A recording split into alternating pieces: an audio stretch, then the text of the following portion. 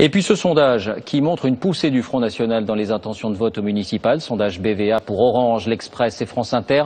24% des personnes interrogées souhaitent un succès du Parti Socialiste, toutes ses alliés, 20% la victoire d'une liste UMP et 17% un succès du Front National, alors que généralement ce scrutin désavantage le parti de Marine Le Pen. Globalement, le discrédit des partis traditionnels semble plus fort que jamais. Derrière ce constat, beaucoup voient l'émergence d'une France des invisibles, comme on dit, des déclassés ou des oubliés, ceux qui sont à l'écart des métropoles notamment, ou qui se sentent dépossédés de leur mode de vie traditionnel. Un livre récent s'en fait l'écho. Son titre est provocateur, il s'appelle « Les petits blancs ». Les propos que vous allez entendre sont souvent dérangeants. Enquête, Guillaume Daret, Alexis Jacquet. Ils partagent un sentiment de déclassement et de paupérisation. Des Français qui vivent en banlieue, dans les campagnes ou dans ces zones qui ont souffert de la désindustrialisation. Ce qu'Aymeric Patricot, universitaire, appelle dans son ouvrage les petits blancs. Ces Français blancs, pauvres ou modestes, qui se sentent délaissés. Derrière leurs inquiétudes, souvent, un sentiment d'abandon de la part des élites. On baisse les bras parce qu'on voit qu'en travaillant, une classe moyenne, on est toujours en train de payer. Donc on a l'impression que on nous aide pas, on fait rien pour nous. Il y a un manque de place, un manque de logement, un manque de tout. Pour nous. C'est-à-dire J'ai mon fils, ça fait 5 ans qu'il demande un logement, il l'a toujours pas. On n'est pas soutenu. Dès qu'on dit un truc, vous êtes raciste, ils ont tous les droits, voilà, ils ont tous les droits. Et maintenant ils le prennent le droit. Ces Français, Aymeric Patricot est allé recueillir leurs témoignages. Il dresse le portrait d'une communauté que l'on ne nomme jamais.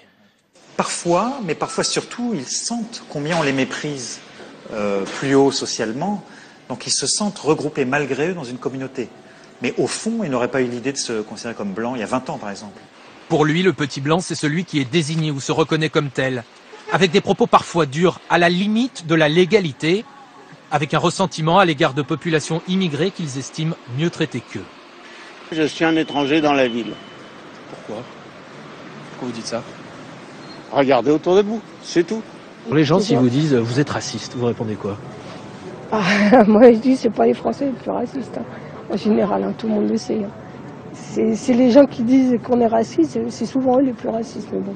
De plus en plus, les gens, ils vivent en clan.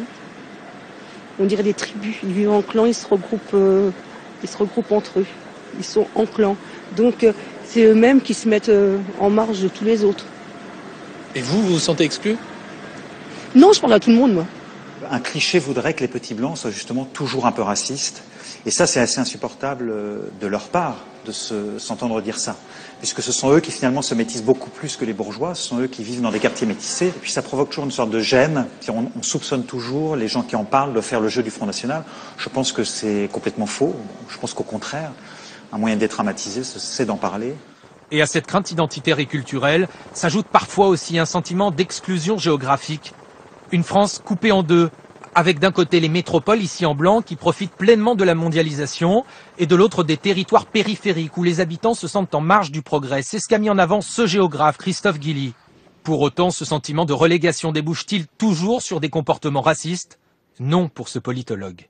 On est aujourd'hui entre 7 et 8% de Français qui se définiraient eux-mêmes comme racistes et on a une grande majorité de la population qui nous dit qu'il faut combattre le racisme. Mais c'est vrai que depuis ces 3 ou 4 dernières années, avec la crise, les Français se montrent de plus en plus durs et ont une tendance à se refermer. Sur le plan politique, si certains de ces Français votent pour les extrêmes, ce sont surtout des abstentionnistes qui n'ont aujourd'hui plus le sentiment d'être représentés.